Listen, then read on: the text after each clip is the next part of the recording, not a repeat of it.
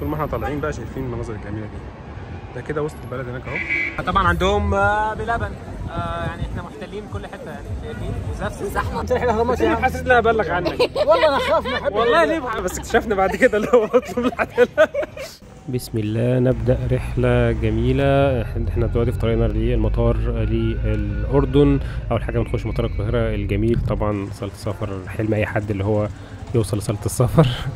وهنمشي في الخطوات بتاعه التفتيش. طبعا انا بادي بصور الموضوع يعني بوجهه نظر اللي هو ايه، كانك مسافر معايا دلوقتي يعني. تمام، متاكد بالساعه بتاعتي وكل حاجه.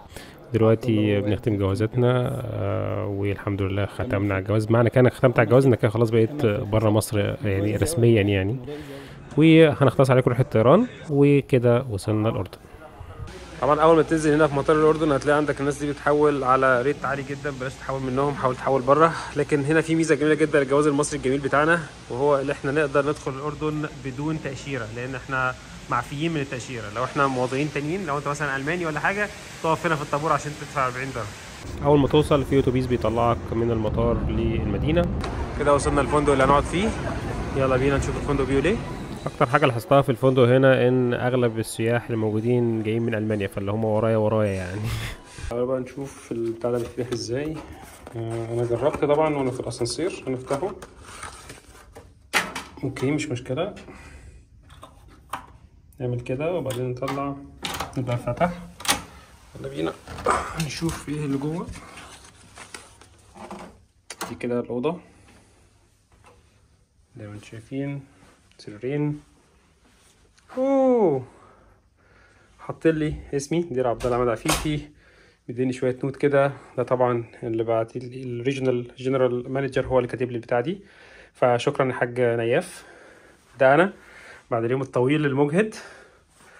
ودي الاطلاله من الشباك بتاعي هنا في الاردن، عمان الاردن. هذه هي اطلاله غرفتي. تعال نشوف اخر حاجه، الحمام.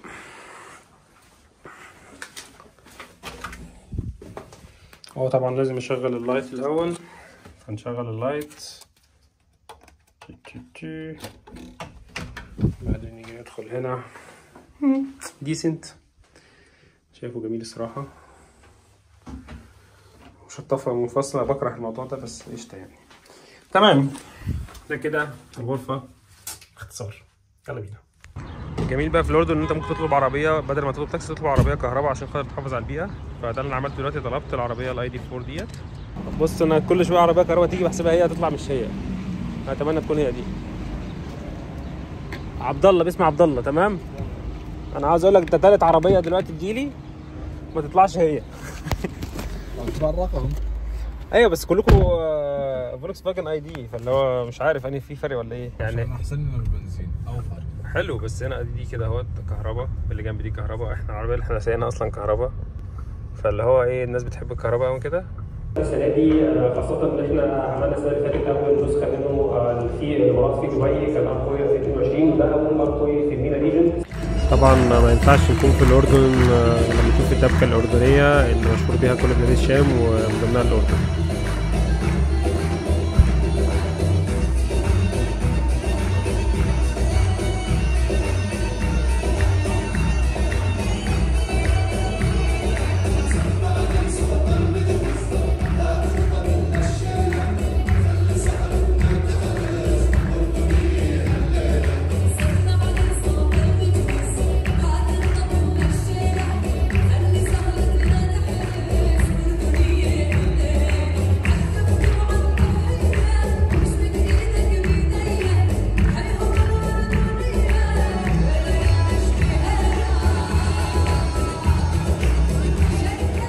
مع الشباب الجميل.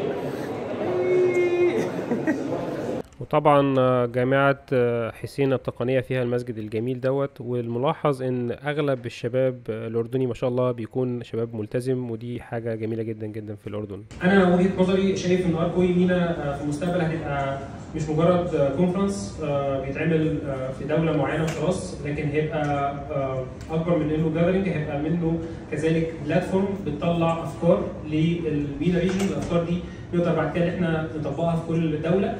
طبعا هنا احنا موجودين في الاردن عشان خاطر نمثل المنظمه بتاعتي، وهي منظمه اكتس فور سستينابل ديفلوبمنت او اكتس سستينابل، وده البوث بتاعنا، وكده دي النسخه الثالثه من الارك ويمينا اللي احنا كنا مشاركين فيها كاكتس الحمد لله.